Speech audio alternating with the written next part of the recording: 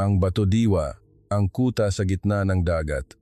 Isang krisis ang kasalukuyang kinakaharap ng Pilipinas dahil sa isang isla. Pigilan ninyo ang Pilipinas sa pagtatayo ng istrukturang iyan sa anumang paraan. Bawiin ninyo ang islang iyon kahit na manggulo pa kayo. Ito ang utos na paulit-ulit na ibinigay sa isang broker na halos isang dekada na ang nakalipas patungkol sa may-ari ng isang malayong isla sa pinakakanlurang hangganan ng West Philippine Sea. Ang tinutukoy nila ay ang Bato Diwa, isang maliit na isla ng Pilipinas na tila isang tinik sa gitna ng karagatan. Nag-alok sila ng 1,000 beses na mas mataas sa market value nito na hindi pa umaabot sa 5 milyong piso. Kung kayo ang nasa kalagayan niya, matatanggihan niyo ba ang 5 bilyong piso? Marahil, kahit sino sa mundo ay mahihirapang tanggihan ang ganitong kalaking halaga. Ngunit, sa isang matapang na salita, pinaalis ng may-ari ang mga Chinese broker. Ang bansang ito, habang lalo ninyong ginigipit, lalo lamang tumitibay.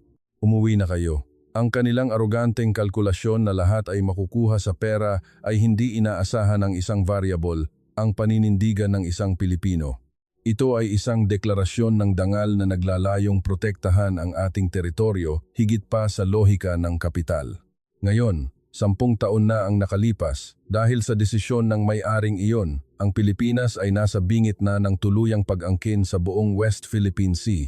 Ngunit, mayroon pang mas nakakagulat na lihim na nakatago rito. Isang dambuhalang kuta ang kasalukuyang itinatayo sa islang iyon. Isang kuta na kayang dominahin ang buong West Philippine Sea.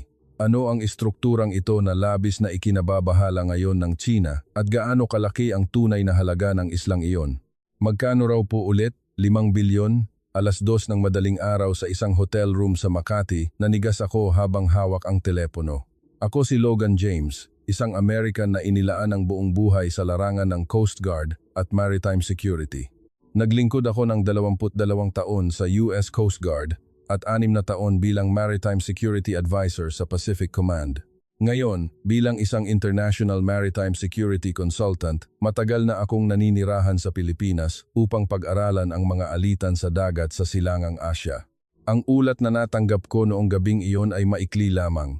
Isang alok na 5 bilyong piso ang nakumpirma para sa isang pribadong ari-arian sa isang strategic na lokasyon sa West Philippine Sea. Agad akong nagising. 5 bilyong piso para sa isang isla na ang market value ay wala pang 5 milyon. Ang alok ay 1,000 beses na mas mataas sa orihinal na presyo. May kakaiba sa sitwasyong ito. Agad kong binuksan ang aking laptop at tiningnan ang satellite map Bato Diwa, isang maliit na batong isla sa gitna ng West Philippine Sea. Pinalaki ko ang imahe at kinumpirma ang coordinates. Kumuha ako ng pulang panulat at sinimulang kalkulahin ang distansya. Ang layo mula sa Bato Diwa hanggang sa Shandong Peninsula ng China, eksaktong 268 kilometro. Mabilis na nagproseso ang isip ko. Kung maglalagay ng isang high-performance radar dito, ang detection range nito ay aabot sa 400 kilometro. Bigla akong kinilabutan. Hindi ito isang simpleng real estate transaction. Ito ay isang pagtatangka na bilhin ang isang advanced military base.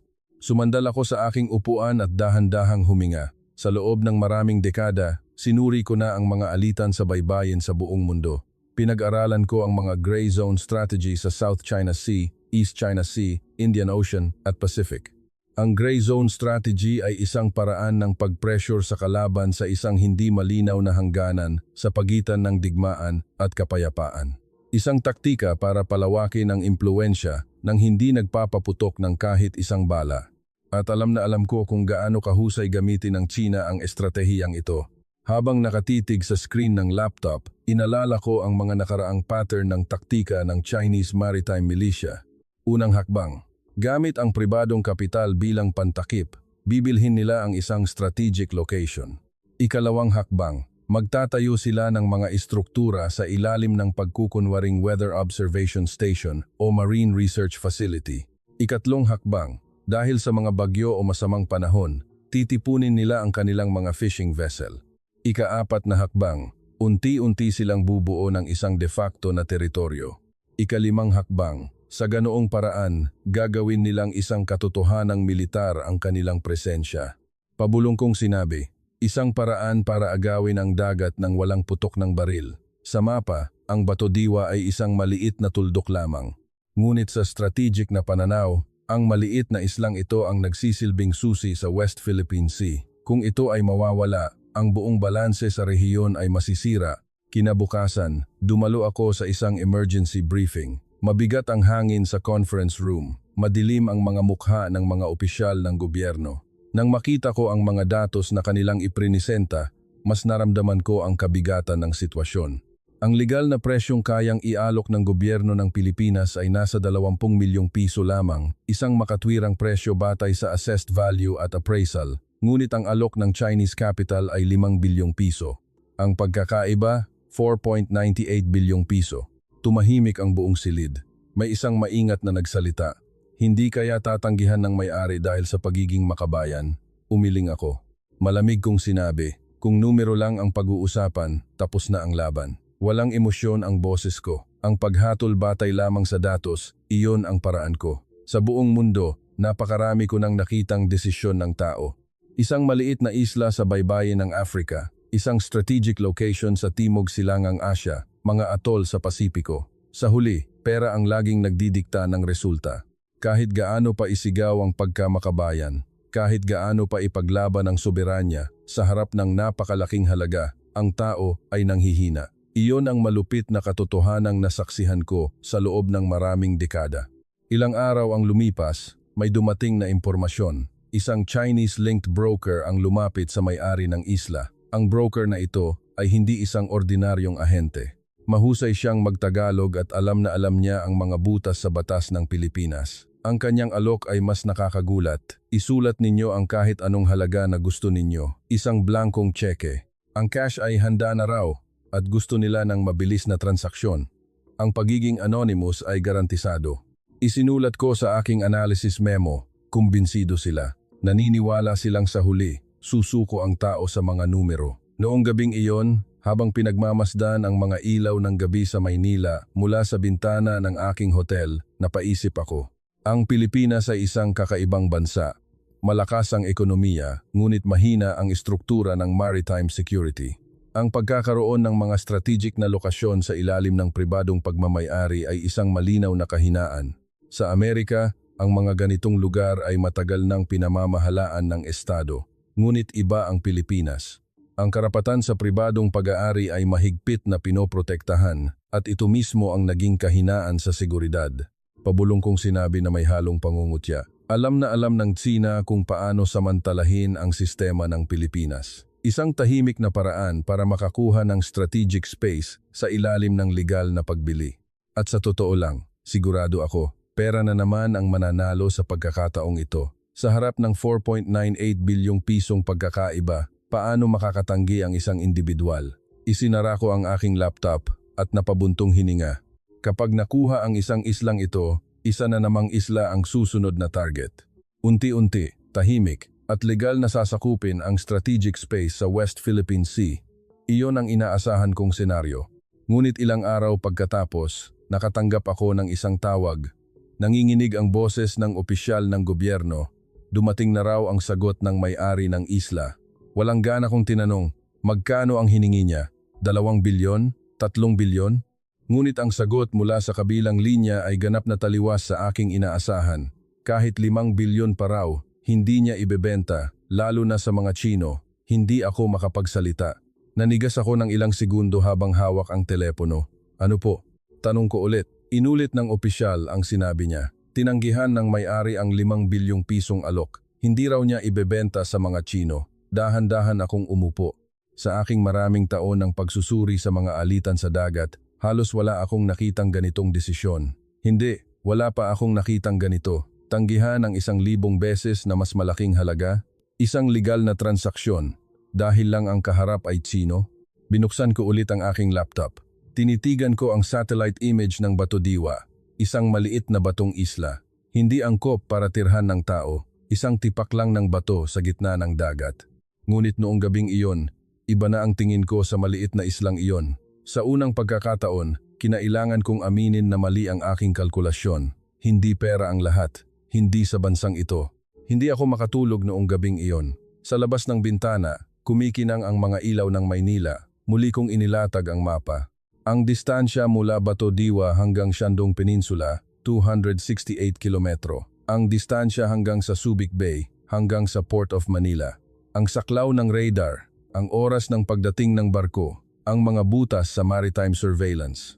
Lahat ng numero ay umiikot sa isip ko. Ngunit ngayon, may isa pang variable na pumasok sa pagitan ng mga numerong iyon. Isang variable na hindi ko naikalkula, ang kalooban ng tao. Isinulat ko sa isang sulok ng aking kuwaderno, kailangan ng muling pagsusuri sa Pilipinas. At mula noong gabing iyon, ganap na nagbago ang aking pananaw. Mayroong isang bagay sa bansang ito na hindi ko maintindihan. Hindi ito isang simpleng emosyonal na pagkamakabayan, kundi isang instinct na nagmumula sa kaibuturan. Nais kong malaman kung ano iyon. At sa proseso ng paghahanap ng sagot, hindi ko alam na ako mismo ay magbabago. Ang numerong 5 bilyong piso ay tumatak sa aking isipan noong gabing iyon. Ngunit ang mas yumugyog sa akin ay ang desisyon ng taong tumanggi sa numerong iyon. Bilang isang eksperto, alam kong ang maliit na tuldok sa mapa ay ang lifeline ng isang bansa. Ngunit nagsisimula kong maintindihan na ang nagpoprotekta sa lifeline na iyon ay hindi ang sistema o budget, kundi ang kalooban ng isang tao. Sa bawat baybayin sa mundo, pera ang laging nananalo. Sa lahat ng kasong nakita ko, ngunit noong araw na iyon, ang Pilipinas ay naging isang exception. At nagpasya akong abangan kung anong resulta ang idudulot ng exception na iyon. Hindi bilang isang mapanuri at malamig na analyst, kundi bilang isang tunay na interesadong tagamasid. Ang balita tungkol sa pagtanggi sa 5 bilyong piso ay unti-unting kumalat. Sa simula, limitado lamang ang mga ulat. Ngunit sa mga online community at mga forum tungkol sa maritime security, sumabog ang mga reaksyon. Ginamit ko ang isang translation program para basahin ang bawat komento. Gusto nilang bilhin ang lupa ng bayan natin gamit ang pera? Galit, muntik na nating maisuko ang pasukan sa West Philippine Sea, pangamba. Suportahan natin ang may-ari ng isla, pagsuporta. Ano ang ginagawa ng gobyerno? Kritisismo. Ang bilis at tindi ng mga reaksyon ay hindi ko inaasahan. Tinitigan ko ang monitor at sinimulan ang pagsusuri. Hindi ito isang simpleng emosyonal na galit. Ito ay isang kolektibong reaksyon na nakabatay sa kamalayan sa seguridad. Chusay, ang mga ordinaryong mamamayan ay likas na nauunawaan ang strategic na halaga ng Batodiwa. Alam nila kung ano ang ibig sabihin ng 268 kilometro, kung bakit mahalaga ang isang isla sa gitna ng West Philippine Sea. Sinabi ko sa sarili, ito ay hindi emosyon, ito ay isang kolektibong instinct. Ilang araw pagkatapos, nagsimulang kumilos ang gobyerno. Dumating ang balita na nagsimula na ang muling pagsusuri sa linya ng Bureau of Fisheries and Aquatic Resources, BFAR, Department of National Defense, DND, at Philippine Coast Guard, PCG. Isang ulat din ang lumabas na internal na inuri ang Batodiwa bilang isang lugar na nangangailangan ng strategic na pamamahala. Nagsimulang magkaroon ng pinag-isang pananaw na ang istruktura ng pribadong pag-aari mismo ay isang panganib sa pambansang seguridad. Nagsimula na rin ang mga talakayan tungkol sa pag-aayos ng presyo ng pagbili at pagpapalakas ng mga legal na mekanismo. Nagulat ako habang binabasa ang internal briefing materials. Ang Pilipinas, bagamat huli na, ay nagbabago ng direksyon. Sinimulan kong magpatakbo ng mga tactical simulation. Sinuri ko ang mga limitasyon ng kasalukuyang sistema ng pagbabantay sa West Philippine Sea. Mula sa pinakamalapit na base ng PCG, halimbawa sa Palawan, hanggang sa Batodiwa, isinasaalang-alang ang average na bilis ng isang 3,000 toneladang patrol vessel. Ang oras ng pagdating ay humigit kumulang 120 minuto, 4 na oras kung balikan. Samantala, ang average na oras ng pagtakas ng mga Chinese fishing vessel ay 30 hanggang 40 minuto. Kahit na mayroong ulat ng iligal na pangingisda, pagdating nila sa lugar, wala na ang mga ito. Ang resulta ay malinaw, isang istrukturang halos imposibleng magpatupad ng batas. Ngunit, paano kung magtatayo ng isang daungan sa Batodiwa at magkakaroon ng forward deployment? Nagpatakbo ako ng isang bagong simulation. Ang oras ng pagresponde ay bumaba sa loob ng 10 minuto. Isang 3,000 toneladang barko ang laging naka-standby. Naging posible na rin ang helicopter operations. Lumawak ang saklaw ng radar detection at tumaas ng husto ang probabilidad ng maagang pagtuklas. Itinigil ko ang kalkulasyon at pabulong na sinabi, hindi ito depensa, ito ay isang game changer. Sa sandaling ang 120 minuto ay naging 10 minuto, Ang West Philippine Sea ay naging isang ganap na ibang espasyo mula sa isang lugar kung saan ang mga Chinese fishing vessel ay maaaring makatakas sa loob ng 30 minuto. Ito ay naging isang lugar kung saan ang patrol vessel ay darating sa loob ng 4 minuto. Ang pagkakaibang iyon ay hindi lamang tungkol sa oras. Ito ay tungkol sa kung sino ang may kontrol. Kasabay nito, may mga pagbabago ring napansin sa galaw ng mga fishing vessel na umaalis mula sa Shandong Peninsula. Habang sinusuri ang satellite data, may natuklasan akong isang pattern. Tumaas ang konsentrasyon ng mga ito sa isang partikular na lugar sa dagat. Sa tuwing may anunsyo ng bagyo, tumataas ang dalas ng kanilang paglapit malapit sa Batudiwa. Kapag may pagtatangkang hulihin sila, mabilis silang nagkakalat. Naalala ko ang gray zone militia tactics na nakita ko sa South China Sea. Nagpapanggap na mga sibilyang mangingisda, ngunit sa katotohanan, sila ay isang organisadong quasi-military force. Sila ay nagpapakita ng maramihan sa isang partikular na lugar upang lumikha ng isang de facto na sitwasyon. Sigurado ako, tinitingnan na nila ang lugar na ito bilang isang strategic space. Bago pa man kumilos ang Pilipinas, kumikilos na ang Tsina. Samantala, isang mas kawili-wiling pagbabago ang nangyayari sa loob ng Pilipinas. Ang pagtanggi ng may-ari ng isla ay hindi isang hiwalay na insidente. Ang mga lokal na mangingisda ay sama-samang nagpahayag ng suporta. Sa politika, nagsimulang lumabas ang mga bipartisan na pahayag.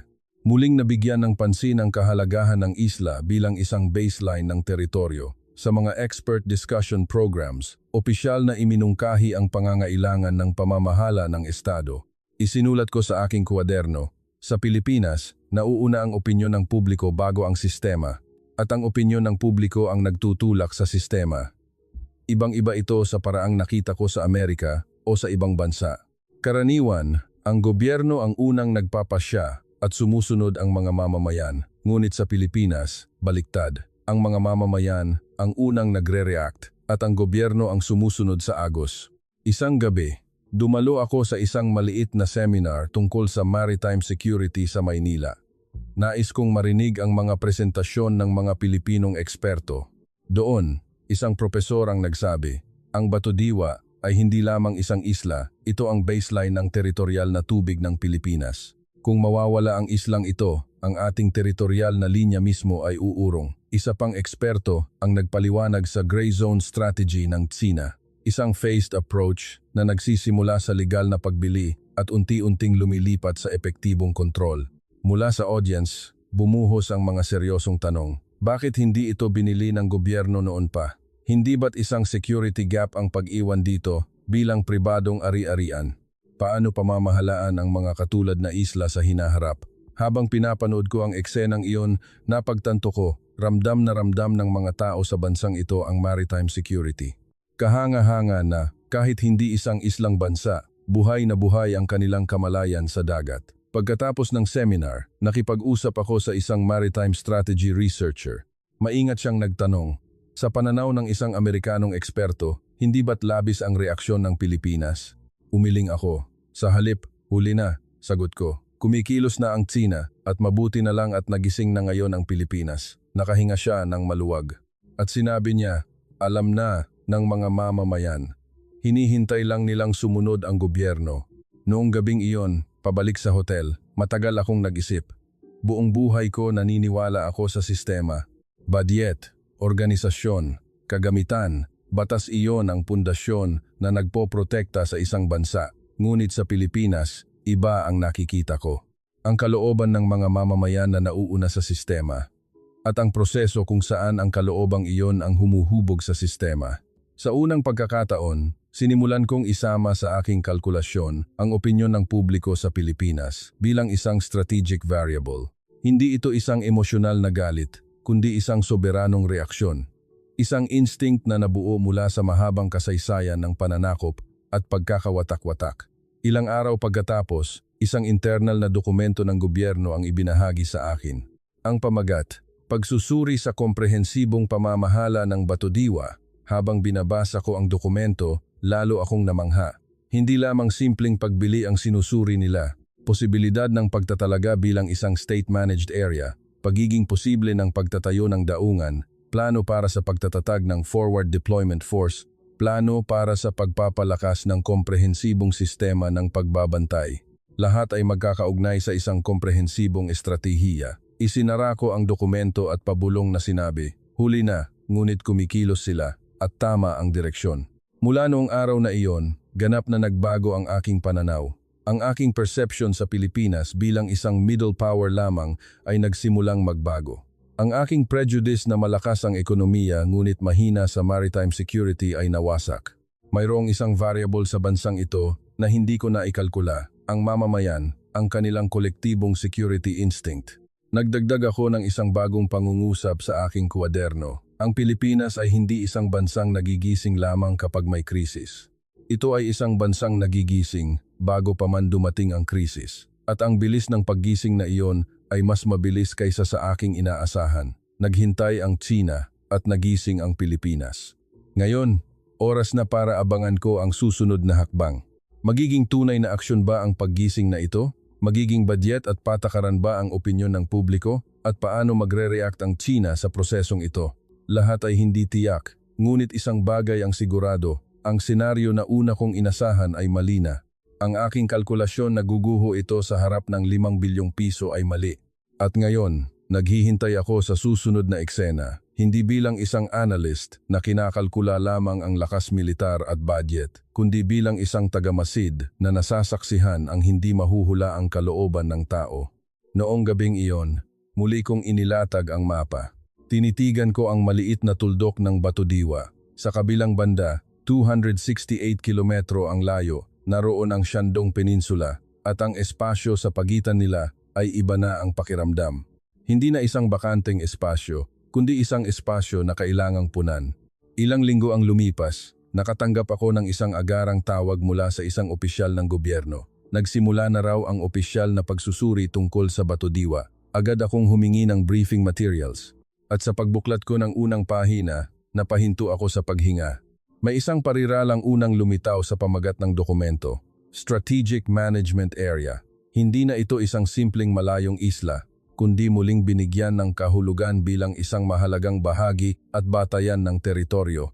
Nagsimula na rin daw ang sabay-sabay na state-level actual survey, environmental impact assessment at integrated security analysis. Habang binabasa ko ang briefing materials, napahinto ako. Hindi ito proteksyon. Ito ay ang unang hakbang patungo sa fortification. Hindi na pinag-uusapan ng Pilipinas ang issue ng pribadong pag-aari. Seryoso nang nagsimula ang senaryo ng paglipat nito sa isang state asset. Sa susunod na pahina, mas detalyadong impormasyon ang lumabas, pagbabago sa legal na balangkas.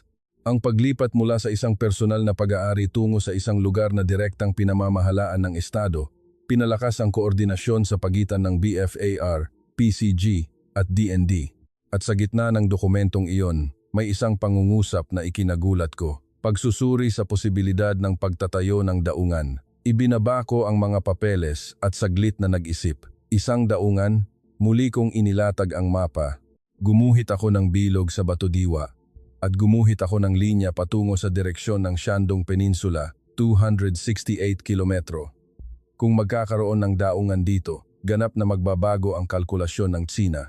Pabulong kong sinabi, kung magkakaroon ng daungan dito, hindi na magiging pareho ang kalkulasyon ng China.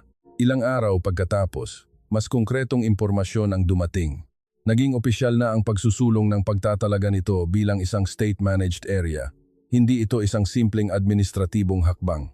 Ito ay isang deklarasyon na legal na gagawing isang lugar na direktang pinamamahalaan ng Estado, isang malinaw na mensahe na mas prioridad ang pambansang seguridad kaysa sa karapatan sa pribadong pag-aari. Naalala ko ang mga katulad na kaso sa Amerika. Ang prinsipyo na ang mga strategic na lokasyon ay dapat pamahalaan ng Estado. Nagsisimula na ring ilapat ng Pilipinas ang prinsipyong iyon. Huli na, ngunit tama ang direksyon. At hindi nagtagal, dumating ang balitang pinakagulat ko. Lumabas na ang isang draft ng isang port construction project na nagkakahalaga ng 2.5 bilyong piso. Agad akong humingi ng design overview. Habang binabasa ko ang dokumento, hindi ko maiwasang mamangha. Ang design fee pa lang ay 100 milyong piso na. Ang kabuuang proyekto ay nagkakahalaga ng humigit kumulang 2.5 bilyong piso.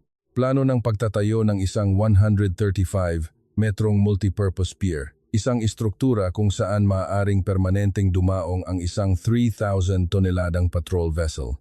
Pagsasaalang-alang sa pagsasama ng isang helipad, isang espesyal na disenyo na isinasaalang-alang ang malalakas na alon sa West Philippine Sea. Saglit akong natigilan. Sa pagtatangkang bilhin ang lupa sa halagang 5 billion, sumagot ang Pilipinas sa pamamagitan ng pagtatayo ng isang pambansang kuta sa halagang 2.5 billion. Hindi ito isang simpleng reaksyon, ito ay isang strategic counter-attack. Pinag-aralan ko ng mabuti ang mga design schematics. Isang breakwater na may taas na 36 metro sa hilaga at 30 metro sa timog ang inilapat. Isang istruktura na nagkakalat ng lakas ng alon. Hindi lamang simpleng pagpapatong, kundi isang disenyo na sumisipsip at nagkakalat ng puwersa ng alon. Humanga ako habang tinitingnan ang mga plano. Ito ay hindi isang daungan, ito ay isang kalkuladong istrukturang pandepensa, sabi ko. Isang sea fortress na masinsinang idinisenyo, parehong sa engineering at strategic na aspeto. Noong gabing iyon, nagpatakbo ako ng sarili kong wargame. Ipinagpalagay kong tapos na ang daungan at nag-simulate ng iba't ibang senaryo. Unang senaryo, paglapit ng isang grupo ng Chinese fishing vessels. Sa kasalukuyang istruktura, 120 minuto ang response time at pagdating sa lugar, nakatakas na sila. Ngunit sa isang forward deployment structure, 10 minuto ang response time, posible ang on-site capture at law enforcement. Ikalawang senaryo, isang maritime accident. Sa kasalukuyang istruktura, may delay sa rescue time, panganib na mawala ang golden time. Sa isang forward deployment structure, agarang pagtugon, malaki ang pagtaas ng tsansa ng kaligtasan. Ikatlong senaryo, isang surveillance blind spot. Dati, may mga radar blind spots dahil sa kurbada ng mundo. Sa paglalagay ng high-performance surveillance equipment sa daungan, mawawala ang mga blind spots.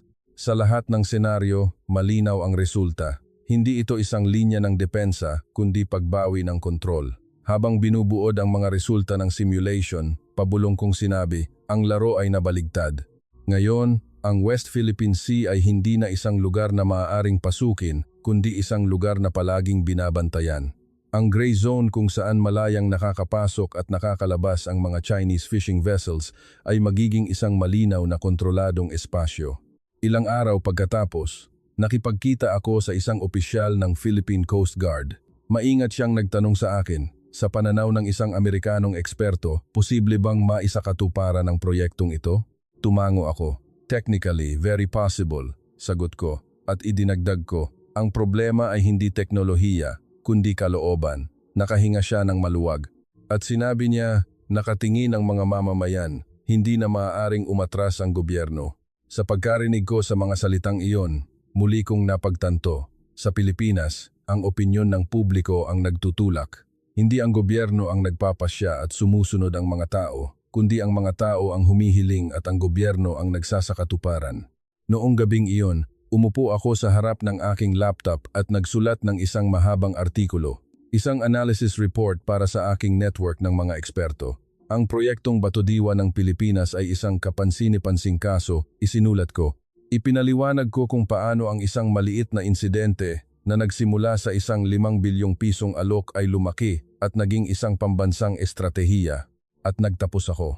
Hindi ito isang simpleng pagtatayo ng daungan, kundi isang structural response sa gray zone strategy.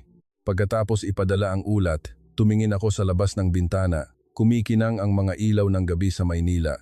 Tinanong ko ang aking sarili, bakit kaya sila mabilis na nagbago ng direksyon para sa maliit na islang ito? Dahil lang ba sa opinyon ng publiko o isang mas malalim na paggising? At sa unang pagkakataon, pumasok sa isip ko, ang Pilipinas ay hindi isang bansang nagigising lamang kapag may krisis. Ito ay isang bansang nagigising bago pa man dumating ang krisis. Natukoy nila ang signal ng krisis, ang 5 bilyong pisong alok, at bago pa man maging katotohanan ang krisis na iyon, sinimulan nilang baguhin ang istruktura. Hindi na ako isang panlabas na tagamasid. Nagkaroon ako ng isang misyon na itala ang pagbabagong ito. Bilang isang eksperto sa maritime security, ang kasong ito ay karapat-dapat na malaman ng buong mundo. Ilang araw pagkatapos, dumalo ako sa isang pulong kasama ang mga opisyal ng gobyerno. Doon, tapat kong sinabi ang aking opinyon. Ang proyektong ito ay technically feasible. Ito ay strategically essential. Ngunit nagpahayag din ako ng isang alalahanin. Kailangang asahan ang reaksyon ng China. Hindi nila basta-basta papanoorin ang proyektong ito. Saglit na naging mabigat ang kapaligiran sa conference room. Ngunit isang opisyal mula sa DND ang nagsalita. Kailangan pa ring gawin. Kung hindi ngayon, baka hindi na magkaroon ng pagkakataon. Tumango ako. Tama siya. Ang window of strategic opportunity ay laging maikli. Kung hindi sila kikilos ngayon, mas malaki ang babayaran nilang halaga sa hinaharap. Pagkatapos ng pulong, naiwan akong mag-isa at nag-isip 2.5 bilyong piso. Sa pamantayan ng Amerika, hindi iyon gaanong kalaking badyet, ngunit ang kahulugan nito ay higit pa sa halaga. Ang 2.5 bilyong pisong tugon laban sa 5 bilyong pisong alok. Hindi ito kalkulasyon, ito ay kalooban. Isang pagtatangkang yanigin sila sa pamamagitan ng pera, sinagot nila sa pamamagitan ng istruktura. Muli kong inilatag ang mapa. Gumuhit ako ng bilog sa paligid ng Batodiwa, 135, metrong pier, 3,000, toneladang barko, helipad, high-performance radar. Nakita ko ang imahe ng isang konkretong aircraft carrier na lumulutang sa gitna ng West Philippine Sea. Isang aircraft carrier na hindi lulubog. Isang strategic platform na mananatili sa lugar na iyon magpakailanman. Sa unang pagkakataon, inuri ko ang Pilipinas bilang isang strategic na bansa. Hindi lamang isang bansang may malakas na ekonomiya, kundi isang bansang may maritime will. Noong gabing iyon, hindi ako makatulog. Ang mga kalkulasyon ay patuloy na umiikot sa aking isipan. Ang kalkulasyon na sa 25 bilyong piso, mababago ang laro sa West Philippine Sea. Ang kalkulasyon na sa 10 minutong response time, mababawi ang kontrol. Ang kalkulasyon na sa pagkawala ng mga blind spots, makakamit ang isang kumpletong surveillance network. Lahat ng kalkulasyon ay tumama. At ang simula ng lahat ng kalkulasyong iyon ay ang desisyon ng isang tao na tanggihan ang 5 bilyong piso. Ang desisyon ng isang tao ay nagbago sa estratehiya ng isang bansa. Ang estratehiya ng isang bansa ay magbabago sa balanse ng rehiyon. Nais kong masaksihan ang prosesong ito mula simula hanggang wakas. Ang aking mapanuring pananaw ay napalitan na ng pag-asa. Sinubukan ng China ang pagbili. Pinili ng Pilipinas ang isang kuta. Noong una, hindi ko alam na ang maliit na islang ito ay magiging sentro ng balanse sa silangang Asya. Ngunit ngayon, sigurado na ako. Ang Batodiwa ay hindi na isang maliit na isla, kundi ang sentro ng estratehiya. Matapos isa publiko ang plano sa pagtatayo ng daungan, nakakita ako ng isang kakaibang signal sa aking satellite data analysis system. Biglang tumaas ang konsentrasyon ng mga fishing vessel na umaalis mula sa Shandong Peninsula. Mahigit 3 beses sa karaniwang bilang ng mga barko ang nagtipon malapit sa isang partikular na coordinate. Tinitigan ko ang monitor at pabulong na sinabi, "Hindi ito nagkataon, ito ay isang mensahe." Sinuri ko ng mabuti ang galaw ng mga barko. Paulit-ulit silang sumusubok na dumaong malapit sa isang partikular na coordinate. Napansin ko rin ang isang pattern ng pag-off at on ng kanilang AIS, Automatic Identification System. Naalala ko ang mga taktika ng maritime militia na nakita ko sa South China Sea. Gray zone pressure. Isang paraan ng pag-pressure sa kalaban sa pamamagitan ng patuloy na presensya habang iniiwasan ang direktang komprontasyon. Isang taktika na mahirap kasuhan legal, ngunit malakas ang psychological pressure. Sumulat ako ng isang agarang ulat. Tinasa ko ito hindi bilang isang simpleng aktibidad ng pangingisda, kundi isang organisadong pagtatangka ng pressure.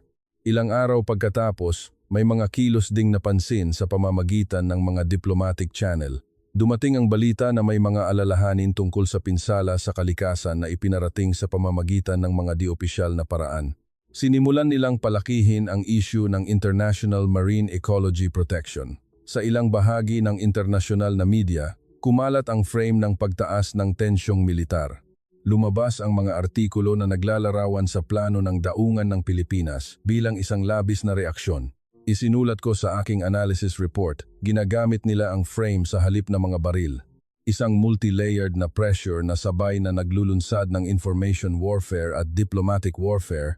Samantala, nagsimulang lumitaw ang mga bahagyang lamat sa loob mismo ng Pilipinas. May ilang nagsabi na, hindi ba't masyadong malaki ang 2.5 bilyong piso? Lumitaw din ang mga maingat na opinyon na, tama ba na palakihin ang diplomatic friction dahil sa isang isla? Ilang grupo ng environmentalista ang nagpahayag ng pagtutol, tinawag itong isang walang habas na development. Sa ilang sektor ng politika, may mga opinyon ding lumabas na kailangan ng speed adjustment. Sa totoo lang, nag-alinlangan ako. Sa ganitong klase ng pressure, karaniwan ay binabagalan ang takbo. Sa maraming bansa sa mundo, nakita ko na ang mga katulad na pattern. Kapag pinagsama ang panlabas na pressure at panloob na pag-aalinlangan, karamihan sa mga proyekto ay nababawasan o naaantala, lalo na ang mga bansang kailangang isaalang-alang ang relasyon sa Tsina. Lalo na kung may mga economic interests na nakataya. Inaasahan kong susundan din ng Pilipinas ang parehong landas. Isang araw, nakatanggap ako ng isang field simulation report. Isang pagsasanay na nagpapalagay ng isang sitwasyon kung saan dose-dose ng Chinese fishing vessels ang lumapit sa West Philippine Sea. Ang resulta ay malinaw. Sa kasalukuyang istruktura, imposible ang pagtugon. Kahit na mag-issue ng dispatch order, aabutin ng 2 oras bago makarating sa lugar at sa panahong iyon, wala na ang mga barko. Samantala, ang Forward Deployment Force ay hindi pa kumpleto. Ang daungan ay nasa design stage pa lamang. Ito ang pinakamahina na panahon. Isinara ko ang ulat at sinabi, mayroon pa ring vacuum ngayon. Ang pinakamapanganib na panahon ay bago matapos ang konstruksyon. At doon mismo, isang tunay na kagyat na sitwasyon ang nangyari. Isang ulat na may mga kahina-hinalang galaw ng mga Chinese fishing vessels na natukoy sa West Philippine Sea. Isang grupo ng mga barko ang lumitaw malapit sa demarcation line. Nagpadala ang Philippine Coast Guard ng isang warning signal. Natukoy ang radio communication sa pagitan ng mga barko. Ilang minuto ng tensyonadong standoff ang naganap. Tinitigan ko ang monitor sa situation room. Pinagpawisan ang aking mga kamay. Kung magkakaroon ng banggaan dito, lahat ng plano ay masisira. Gagamitin ng China ang victim frame at ang Pilipinas ay aakusahan ng pagiging agresibo. Ang internasyonal na opinyon ay maaaring maging hindi paborable at ang panloob na pag-aalinlangan ay lalo pang lalakas.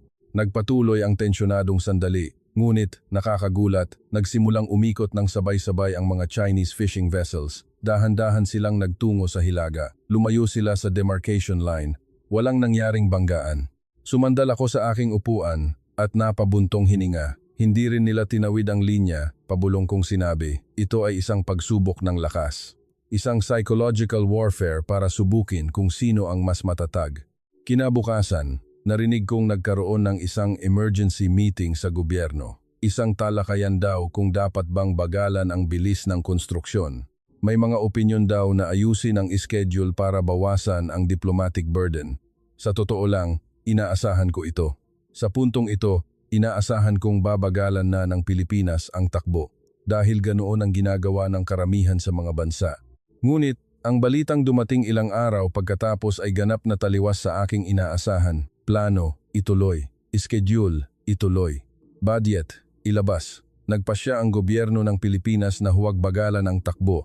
Nang marinig ko ang desisyong iyon, tahimik akong tumango. Naisip ko, nasa yugto na sila kung saan hindi na maaaring umatras. Kung hihinto sila ngayon, lahat ay masasayang. Mawawalan ng saysay ang pagtanggi sa 5 bilyong piso. Isang pagtataksil sa inaasahan ng mga mamamayan. Alam iyon ng Pilipinas. Nakipagkita ako sa isang opisyal ng Pilipinas at tinanong, lumalakas ang pressure, okay lang ba kayo?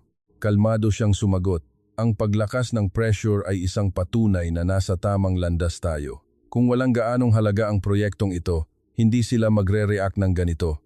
Nagulat ako sa narinig ko. Tinatanggap nila ang pressure hindi bilang takot, kundi bilang isang signal ng kumpirmasyon. Noong gabing iyon, matagal akong nag-isip.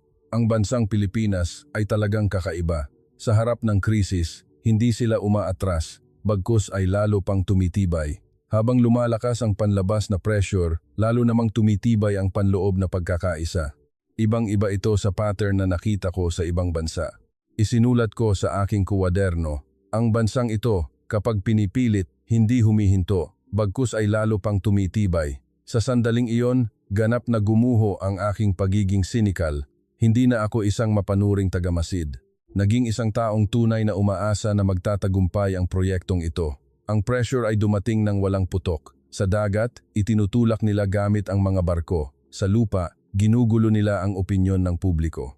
Sa puntong ito, karamihan sa mga bansa ay muling kinakalkula. Talaga bang sulit ang ganitong halaga? Ngunit isinara ng Pilipinas ang calculator. Kumilos sila batay sa prinsipyo, hindi sa numero.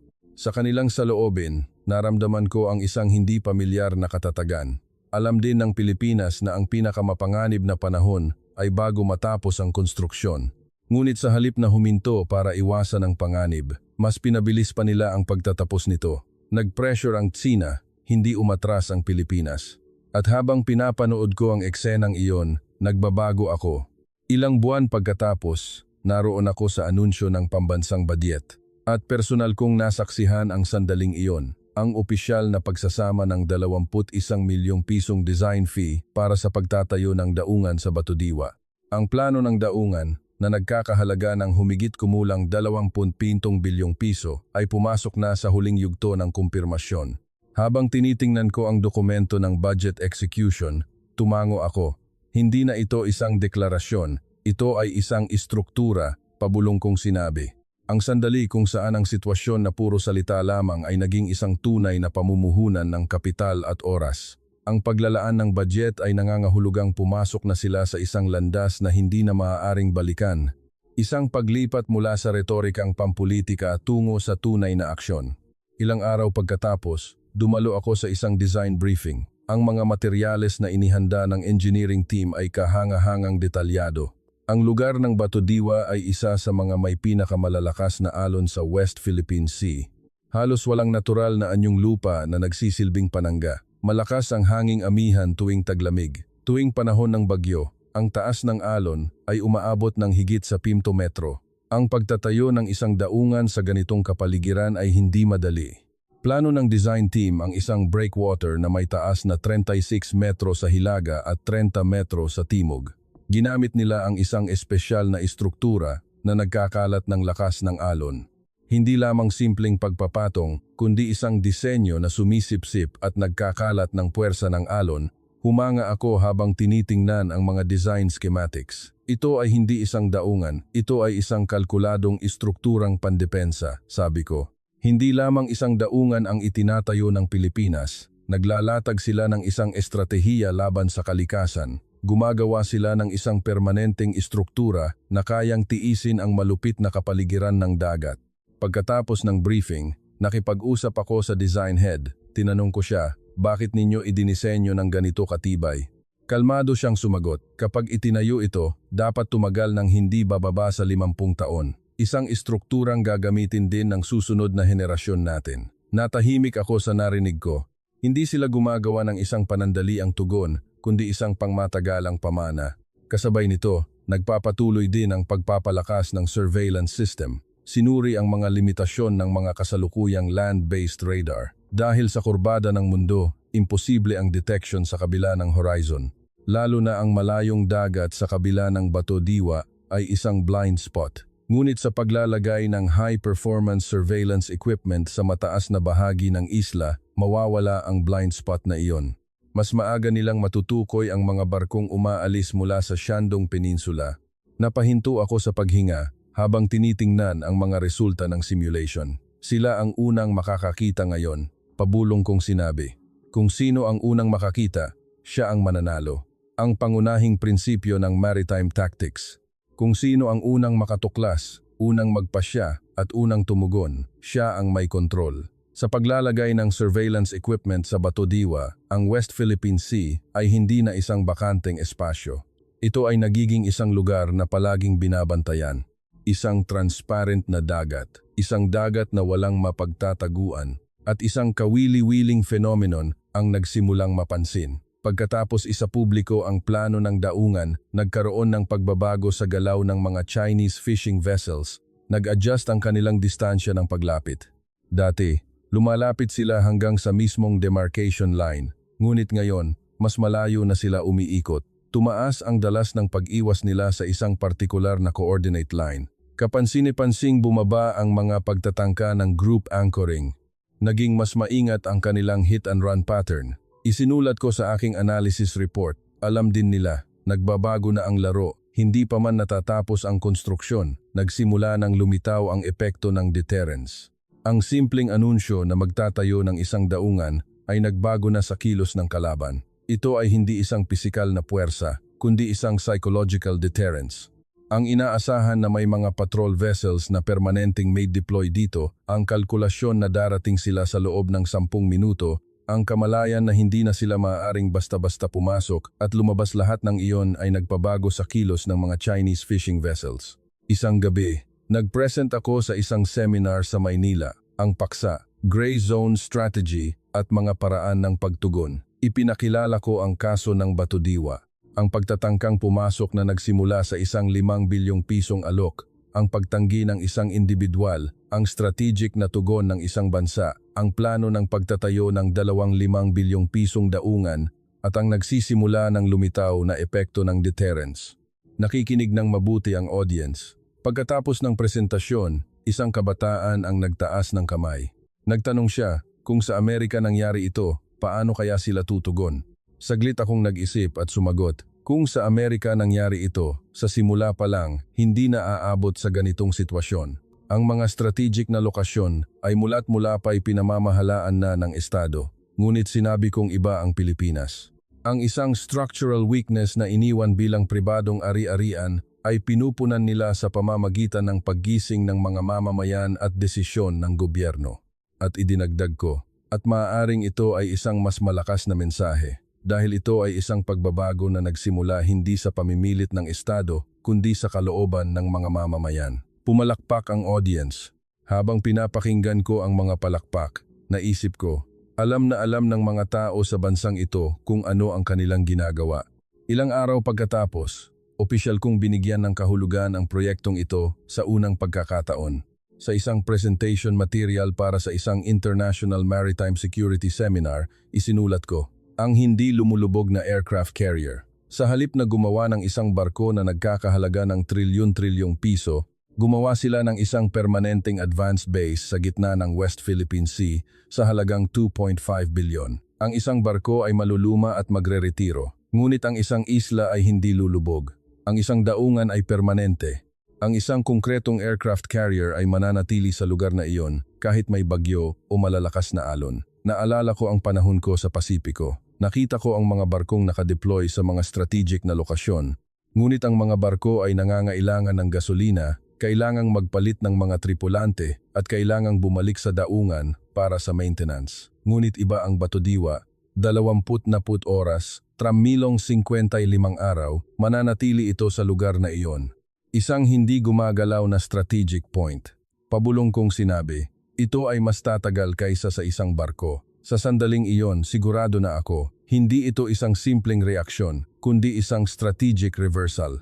Ang espasyo na sinubukan ng Tsina na pasukin gamit ang pera ay hinarangan ng Pilipinas gamit ang istruktura, isang perpektong structural response sa Gray Zone Strategy. Noong gabing iyon, sinulat ko ang aking huling analysis report, ang pamagat, Batodiwa, ang structural na solusyon na nagpapawalang bisa sa Gray Zone Strategy. Isinulat ko sa ulat, ang 5 bilyong pisong alok ng Tsina ay isang tipikal na halimbawa ng Gray Zone Infiltration, isang pagtatangka na makakuha ng strategic space sa ilalim ng pagkukunwaring legal na pagbili. Ngunit tumugon ang Pilipinas sa 3 yugto. Una, ang pagtanggi ng isang individual ay nagbigay ng oras. Ikalawa, ang paggising ng opinyon ng publiko ang nagtulak sa gobyerno. Ikatlo, sa pamamagitan ng isang structural na solusyon, nagtayo sila ng isang permanenteng linya ng depensa. Bilang resulta, sa isang pamumuhunan na 2.5 bilyong piso, binabago nila ang strategic na balanse sa West Philippine Sea. Hindi lamang ito isang success story ng Pilipinas. Ito ay isang modelo na maaaring tularan ng lahat ng bansang nahaharap sa Gray Zone Strategy. Pagkatapos kong tapusin ang ulat, tumingin ako sa labas ng bintana, kumikinang ang mga ilaw ng gabi sa Maynila. Sa kabila ng mga ilaw na iyon, sa gitna ng West Philippine Sea, ang isang maliit na isla ay nagiging isang kuta. Ang dagat ay kinakalkula sa mga numero. Response time, 10 minuto. Surveillance range, 400 kilometro. Haba ng pier, 135 metro. Taas ng breakwater laban sa alon, 36 metro. Tumugon ang Pilipinas, hindi sa emosyon, kundi sa istruktura. Hindi ito isang isla, ito ay isang strategic platform. At ang mga Chinese fishing vessels ay nagsimula ng umatras, kahit hindi pa tapos ang konstruksyon. Narinig ko ang tunog ng pagbaligtad ng laro sa West Philippine Sea. Ang tahimik ngunit tiyak na tunog ng isang structural na pagbabago. Ang islang sinubukan ng China na yanigin gamit ang pera ay nagiging isang kuta dahil sa kalooban ng Pilipinas. At ako ang saksi na nakasubaybay sa prosesong iyon mula simula hanggang wakas. Ilang buwan ang lumipas. Natanggap ko ang ulat na ang construction progress ay lumampas na sa 70%. Ang pangunahing balangkas ng daungan ay nabubuo na. Ngunit doon mismo, isang krisis ang dumating. Isang malakas na bagyo ang inanusyo na papalapit. Ang landas ng bagyo ay dadaan sa Shandong Peninsula at patungo sa West Philippine Sea. Habang sinusuri ko ang weather data, nakaramdam ako ng masamang kutob at hindi nagkamali ang kutob ko. Dumating ang ulat na 12 dosenang fishing vessels ang umalis mula sa Shandong Peninsula. Ang dahilan, pansamantalang pagdaong bilang paghahanda sa masamang panahon.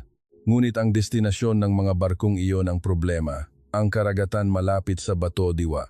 Tinitigan ko ang monitor at mahinang sinabi, hindi ito nagkataon. Tinatarget nila ang panahon bago matapos ang konstruksyon. Ang pinakamahina na panahon ay bago matapos ang konstruksyon.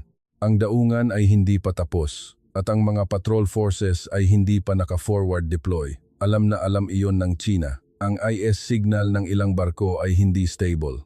Ang kanilang position information ay nawawala at muling lumilitaw. Ito ay isang sinadyang pattern, isang taktika para pahirapan ang pagsubaybay. Sumulat ako ng isang agarang ulat. Tinasa ko ito hindi bilang isang simpleng pag-iwas sa bagyo, kundi isang organisadong pagtatangka ng paglapit. Agad na tumugon ang gobyerno ng Pilipinas. Ang Philippine Coast Guard at DND ay nag-activate ng isang emergency coordination system. Ngunit mayroong isang dilema. Ang daungan ay hindi pa tapos. Imposible ang forward deployment. Mula sa mga kasalukuyang base, aabutin ng humigit kumulang 2 oras para makarating. 4 na oras kung balikan. Samantala, ang inaasahang oras ng pananatili ng mga Chinese fishing vessels ay 30 hanggang 40 minuto. Ibinaba ko ang calculator. Nasa vacuum period pa rin tayo ngayon, pabulong kong sinabi. Alam na alam kong ang isang estratehiya ay pinakamapanganib kapag malapit ng matapos. Isang emergency tight sa Huiyi ang ipinatawag. Dumalo ako bilang consultant. Ang kapaligiran sa conference room ay puno ang tension. Sinabi ang PCG na ide-deploy nila ang lahat ng available na assets. Nangako ang DND na palalakasin ang aerial surveillance kung kinakailangan. Nagpasya ring isabay ang di-opisyal na pakikipag-ugnayan sa pamamagitan ng mga diplomatic channel. Ngunit alam ng lahat, sa kasalukuyang istruktura, may mga limitasyon. Nagpatakbo ako ng isang war game simulation. Ipinagpalagay ko ang pinakamasamang senaryo, 12 ng Chinese fishing vessels ang lumapit sa demarcation line. Nag-issue ng dispatch order ang PCG. 2 oras bago makarating sa lugar. Pagdating, nakatakas na ang mga barko. Ang maiiwan lamang sa international community ay ang frame ng overreaction. Sa loob, lilitaw ang kritisismo ng walang nagawang tugon. Tiningnan ko ang mga resulta ng simulation at sinabi, isang pagkakamali lang, lahat ng justification ay masisira. Hindi ito isang issue ng law enforcement. Ito ay parang isang pagsubok para pigilan ang pagtatapos ng konstruksyon. Patuloy na umakyat sa hilaga ang bagyo. Patuloy din sa pagbaba sa timog ang mga Chinese fishing vessels. Unti-unting lumalapit ang distansya. Nasa kasukdulan ang tensyon. At noong gabing iyon, isang tunay na sitwasyon ang nangyari. Dumating ang ulat na ilang Chinese fishing vessels ang lumapit sa demarcation line. Nagpadala ang Philippine Coast Guard ng isang warning signal. Natukoy ang radio communication sa pagitan ng mga barko. Isang mabilis na pag-uusap sa wikang Chino. Ang translation ay real-time na ipinapadala. Hindi utos na huminto, utos na lumapit pa ng kaunti. Muling utos na umatras. Parang may kalituhan. Ilang minuto ng tensyonadong standoff ang naganap. Tinitigan ko ang monitor sa situation room. Ang mga tuldok ay gumagalaw sa radar screen. Ang mga asul na tuldok ay ang mga patrol vessels ng Pilipinas. Ang mga pulang tuldok ay ang mga Chinese fishing vessels. Unti-unting naglalapit ang 2 kulay ng tuldok. Pinagpawisan ang aking mga kamay. Naging maingat kahit ang paghinga. Kung magkakaroon ng pisikal na banggaan dito, ang sitwasyon ay hindi na makokontrol. Gagamitin agad ng China ang victim frame. Sasabihin nilang ang Pilipinas ang naging agresibo. Ang internasyonal na media ay mag-uulat ng magkabilang panig ng pantay. Kung magkagayon, ang lehitimong law enforcement ng Pilipinas ay magiging isang kontrobersyal na issue. Ang panloob na opinyon ay maaaring mahati. Muling lilitaw ang mga pag-aalinlangan na kailangan ba talaga ang proyektong ito? Lahat ay nakasalalay sa ilang minutong ito. Tumahimik ang situation room, parang huminto ang oras. At doon, nagsimula ang pagbabago. Nagsimulang umikot ng sabay-sabay ang mga Chinese fishing vessels. Dahan-dahan ngunit malinaw na nagbago sila ng direksyon. Nagtungo sila sa hilaga. Lumayo sila sa demarcation line. 1, 2, 3. Lahat ng barko ay nagsimulang umatras. Ilang minuto pagkatapos, ang mga pulang tuldok sa radar screen ay lumayo na. Walang nangyaring banggaan. Isang buntong hininga ng ginhawa ang umalingaw-ngaw sa situation room. Sumandal ako sa aking upuan at napabuntong hininga. Hindi rin nila tinawid ang linya, pabulong kong sinabi. Ito ay isang pagsubok ng lakas. Isang pagsubok kung sino ang mas matatag. Isang psychological warfare sa dagat. At sa round na ito, nanalo ang Pilipinas. Kinabukasan, nagkaroon ng isang emergency meeting sa gobyerno. Isang pagsusuri sa sitwasyon noong nakaraang gabi. May ilang nagmungkahi na bagalan ang bilis ng konstruksyon. Isang mungkahi na ayusin ang schedule para bawasan ang diplomatic friction. Ngunit may mga tumutol. Dapat daw bilisan pa. Kung mas mabilis matapos, mas mabilis din matatapos ang mga ganitong pagsubok. Tahimik akong nakikinig. At nang tanungin ang aking opinyon, tapat akong sumagot. Kung hihinto ngayon, lahat ay masasayang. Nakarating na sa 70%, hindi maaaring isuko ang huling 30%.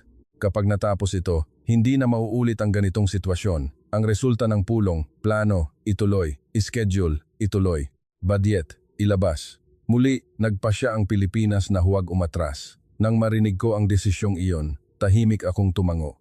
Naisip ko, nasa yugto na sila kung saan hindi na maaaring umatras. Ilang araw pagkatapos lumipas ang bagyo, umatras na rin ang mga Chinese fishing vessels. Muling naging kalmado ang West Philippine Sea, ngunit alam ng lahat, hindi ito ang katapusan, kundi ang simula. May ilang buwan pa bago matapos ang konstruksyon. Sa panahong iyon, maaaring may dumating pang ibang pagsubok, ngunit handa na ang Pilipinas, nalampasan nila ang unang pagsubok at kakayanin din nila ang susunod. Noong gabing iyon, sumulat ako ng isang ulat. Ang pamagat, sa huling pagsubok, bago matapos ang konstruksyon, hindi umatras ang Pilipinas ni isang hakbang. Isinulat ko sa ulat, ang pagiging pinakamapanganib bago matapos ang konstruksyon ay isang pangunahing prinsipyo ng estratehiya. Tinarget ng kalaban ang kahinaang iyon ng eksakto, ngunit hindi natinag ang Pilipinas. Iniiwasan ang pisikal na banggaan habang pinapanatili ang prinsipyo. Ito ay isang mature na tugon. At ngayon, pagtatapos na lamang ang natitira. Sa sandaling matapos ito, ganap na magbabago ang laro sa West Philippine Sea. Tumingin ako sa labas ng bintana. Nakita ko ang kalangitan sa direksyon ng West Philippine Sea. Sa gitna ng dagat na iyon, isang maliit na isla ang nabubuo bilang isang kuta. Ang ilang minuto na parang ilang oras noong gabing iyon, hindi umatras ang Pilipinas. At habang pinapanood ko ang eksenang iyon, sigurado na ako, tatapusin ng bansang ito ang nasimulan.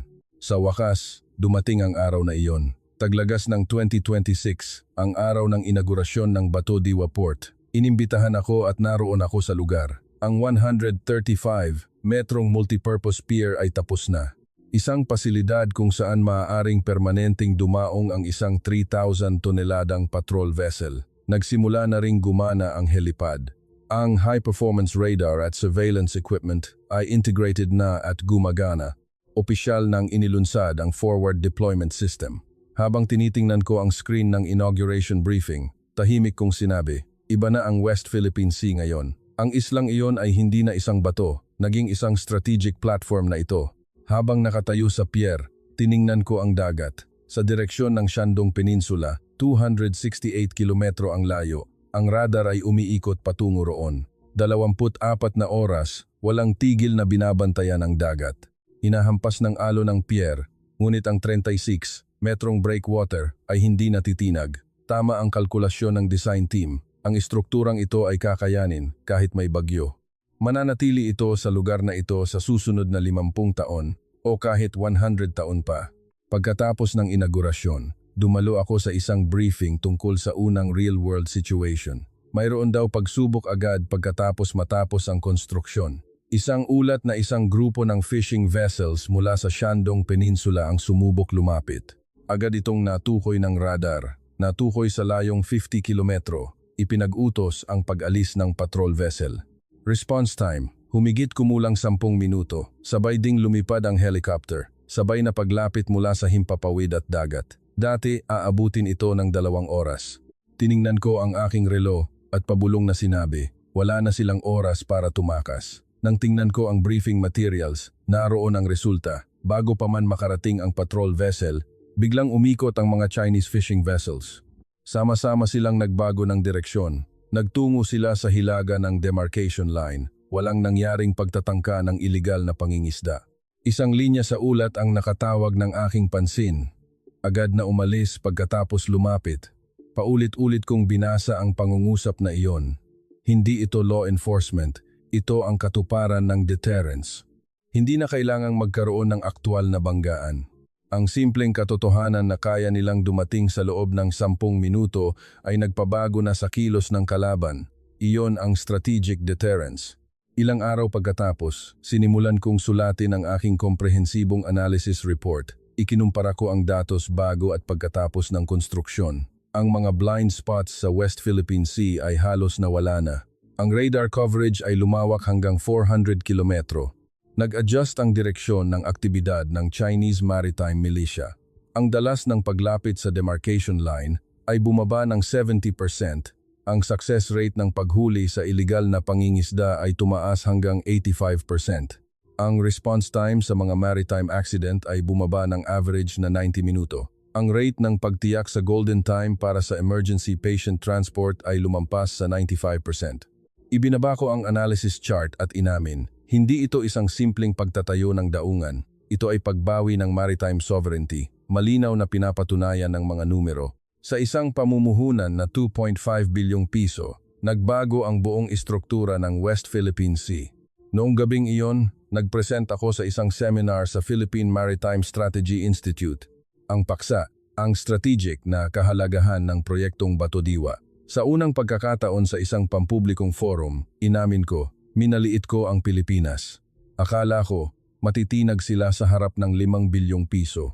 Akala ko, babagalan nila ang takbo dahil sa diplomatic pressure. Ngunit hindi ibinenta ng Pilipinas, hindi huminto, at tinapos nila hanggang sa huli. Tumahimik ang audience. Nagpatuloy ako. Sa aking buong buhay ng pagsusuri sa mga alitan sa baybayin, sa karamihan ng mga kaso, pera ang laging nananalo, ngunit ang Pilipinas ay isang exception. Dito, tinalo ng kalooban ng pera, at ang kaloobang iyon ay nabuo bilang isang istruktura. Pumalakpak ang audience. Pagkatapos ng presentasyon, isang reporter ang nagtanong, sa pananaw ng isang eksperto, paano mo tatayain ang proyektong ito? Saglit akong nag-isip at sumagot, ito ay isang kaso na karapat-dapat isama sa mga aklat-aralin. Isang perpektong structural response sa gray zone strategy. At idinagdag ko, sa hinaharap, ipakikilala ko ang kasong ito sa buong mundo para matuto rin ang ibang bansang nahaharap sa mga alitan sa dagat. Noong gabing iyon, iniwan ko ang aking huling tala. Sa aking personal na kuwaderno, isinulat ko, ang Pilipinas ay isang bansang may maritime will, hindi lamang isang economic powerhouse, kundi isang bansang may strategic thinking. Ang islang sinubukang bilhin sa halagang 5 bilyon ay naging hindi malulunod na kuta ng West Philippine Sea at nasaksihan ko ang isa sa mga pinakamakahulugang proyekto sa aking buong buhay. Ilang araw pagkatapos, personal kong binisita ang Batodiwa. Sumakay ako ng helicopter at lumapag sa isla. Naglakad ako sa pier. Tiningnan ko ang mga radar facilities. Nakipag-usap ako sa mga tripulante ng patrol vessel. Ang kanilang mga mukha ay puno ng pagmamalaki. Isang batang opisyal ng PCG ang nagsabi sa akin, ngayon, kaya na naming bantayan ng maayos ang aming dagat. Tumango ako. At tinanong ko, alam mo ba na muntik nang maibenta ang islang ito? Sinabi niyang alam niya, pati na ang 5 bilyong pisong alok. Ngunit tinanggihan daw ito ng may-ari. Kaya kami nandito ngayon, sabi niya. Tiningnan ko ang dagat. Hinahampas ng alon ng pier. Ngunit ang konkreto ay hindi natitinag. Ang istrukturang ito ay mananatili dito. Kahit may bagyo, kahit may malalakas na alon, kahit lumipas ang panahon, bilang isang hindi lumulubog na aircraft carrier. Noong gabing iyon, bumalik ako sa Maynila. Sa aking hotel room, sinulat ko ang aking huling ulat. Ang pamagat. Sa sandaling ang 2 oras ay naging 10 na minuto, nagbago ang katangian ng dagat. Isinulat ko sa katawan ng ulat, ang proyektong Batodiwa ay hindi isang simpleng civil engineering project. Ito ay ang pagsasakatuparan ng pambansang kalooban. Nagsimula ito sa desisyon ng isang tao na tanggihan ang tukso ng 5 bilyong piso. Ang paggising ng mga mamamayan ang nagtulak sa gobyerno. Ang desisyon ng gobyerno ang lumikha ng istruktura. Ang istrukturang iyon ang naging deterrence. Ngayon, hindi na sumusubok ang mga Chinese fishing vessels. Ang West Philippine Sea, mula sa isang lugar na maaaring pasukin, ay naging isang kontroladong espasyo. Hindi ito law enforcement. Ang mismong presensya nito ay deterrence. Isang maliit na isla ang naging sentro ng estratehiya at muli kong binigyan ng kahulugan ang Pilipinas. Isang bansang hindi isinusuko ang karagatan. Pagkatapos kong tapusin ang ulat, tumingin ako sa labas ng bintana, kumikinang ang mga ilaw ng Maynila. Sa kabila niyan, ang mga ilaw sa Batodiwa ay nakasindi rin. 24 na oras, walang tigil na binabantayan ang dagat. Isang buwan ang lumipas. Muli akong bumisita sa Pilipinas. Sa pagkakataong ito, inimbitahan ako bilang keynote speaker sa isang International Maritime Security Conference. Ang paksa, Gray Zone Strategy at mga halimbawa ng pagtugon. Siyempre, inihanda ko ang aking presentasyon na nakasentro sa Batodiwa. Bago ang presentasyon, sinuri ko ang pinakabagong statistics. Ang pagbabago, base sa mga numero, ay mas malinaw pa. Pagkatapos ng konstruksyon, sa loob ng ilang buwan, ang dalas ng paglapit para sa iligal na pangingisda ay bumaba ng 85%. Ang mga group actions malapit sa demarcation line ay halos nawala na. Ang average na response time ay bumaba mula 120 minuto sa 10 minuto. Ang success rate ng pagtugon sa mga maritime accident ay tumaas hanggang 98%. Ang mga surveillance blind spots ay halos nawala na. Habang binubuod ko ang huling statistics, tumango ako. Hindi ito isang tagumpay ng emosyon, kundi isang tagumpay ng istruktura, pabulong kong sinabi. Kinabukasan, puno ang conference hall.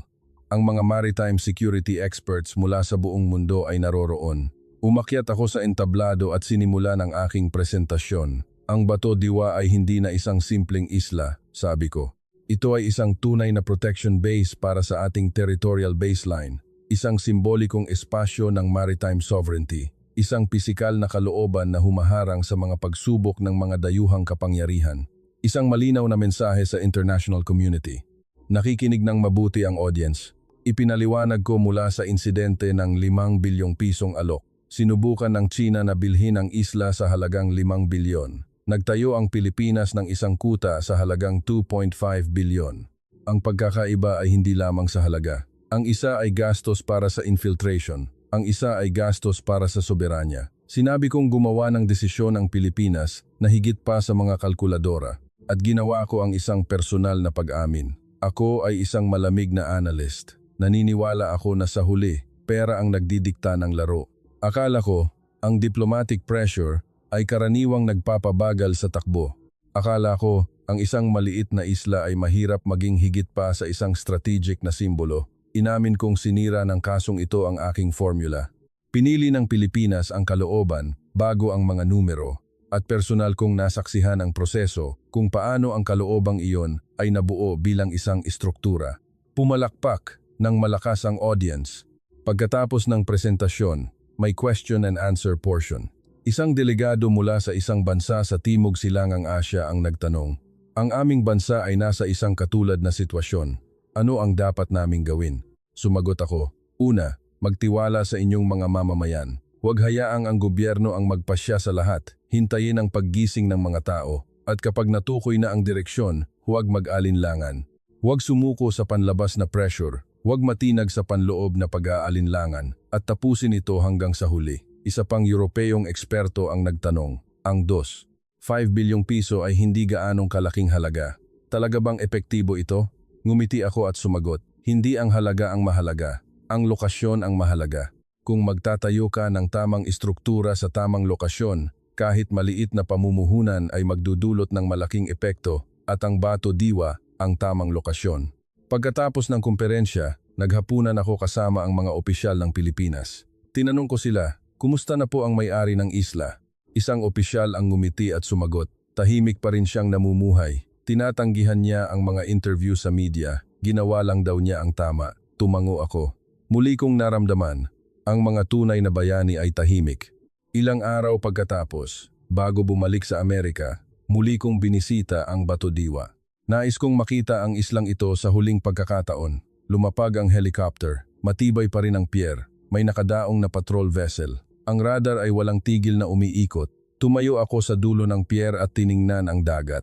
Sa kabilang banda, 268 kilometro ang layo, naroon ang Shandong Peninsula. Ngunit ngayon, hindi na ito isang banta. Ito ay isang binabantayang espasyo, isang kontroladong espasyo. Ang tarangkahan ng West Philippine Sea ay nakasara na. Matagal akong nanatili roon. Umihip ang hangin, humampas ang alon. Ngunit ang islang ito ay hindi gumalaw. Isang hindi lumulubog na aircraft carrier. Isang strategic platform na mananatili sa lugar na iyon magpakailanman. Noong gabing iyon, pabalik sa Maynila, iniwan ko ang aking huling tala. Sa aking personal na journal, isinulat ko, buong buhay kong kinakalkula ang dagat sa mga numero, distansya, tonelada, response time, budget. Iyon ang aking pinaniniwalaang seguridad. Ngunit sa Batodiwa, natutunan ko ang ibang formula. Ang soberanya ay hindi pinoprotektahan sa pamamagitan ng kalkulasyon, kundi binubuo sa pamamagitan ng desisyon. Sa harap ng napakalaking tukso ng 5 bilyong piso, isang tao ang hindi nagbenta ng lupa. Isang bansa ang hindi nagpabagal ng takbo. Bilang resulta, ang isang maliit na batong isla ay naging hindi malulupig na kuta na nagbabantay sa West Philippine Sea. Ngayon, sigurado na ako. Ang Republika ng Pilipinas ay hindi isang bansang kayang yanigin ng pera, kundi isang bansang binubuo ng kalooban. Ang pera ay isang alok, ngunit ang kalooban ay isang desisyon. Ang tarangkahan ng West Philippine Sea ay nakasara na. Naniniwala ako sa kalkulasyon, ngunit ang Pilipinas ay naniwala sa desisyon. Hindi ito kwento ng isang isla. Ang Pilipinas ay isang bansang pandagat. At ako ay naging saksi sa katotohanan iyon. Epilogo. Sa sandaling ito, ang radar sa Batodiwa ay patuloy na umiikot. 24 na oras, walang tigil na binabantayan ang West Philippine Sea. Isang 3,000 toneladang patrol vessel ang nakadaong sa pier, handang umalis sa loob ng 10 minuto anumang oras. Ang helicopter ay naka-standby. Ang surveillance equipment ay sumasakop sa 400 kilometro. Ang lahat ng ito ay nagsimula sa desisyon ng isang tao na tanggihan ang 5 bilyong piso. Ang desisyong iyon ang nagpakilos sa mga mamamayan. Tumugon ang gobyerno at nabuo ang isang istruktura. Sa isang pamumuhunan na 2.5 bilyong piso, nagbago ang laro sa West Philippine Sea. Ngayon, saan man ako magpunta sa mundo, ikinukwento ko ito, na mayroong mas malakas kaysa sa pera, ang kalooban. At kapag ang kaloobang iyon ay naging isang istruktura, doon nangyayari ang tunay na pagbabago. Pinatunayan iyon ng Pilipinas. Sa pamamagitan ng isang maliit na isla, ipinakita nila ang diwa ng isang bansang pandagat. Ang desisyon na tanggihan ang tukso ng 5 bilyon ay nagpalakas sa Pilipinas. At ako, si Logan James, ang saksi na nakasubaybay sa buong proseso. Isang analyst na buong buhay na mapanuri, natagpuan ang pag-asa sa Pilipinas. Isang taong kinakalkula ang lahat sa pera, natutunan ang kapangyarihan ng kalooban. Ngayon, masasabi ko na, ang Pilipinas ay isang marangal na bansang pandagat, at ang Batodiwa ang simbolo ng dangal na iyon.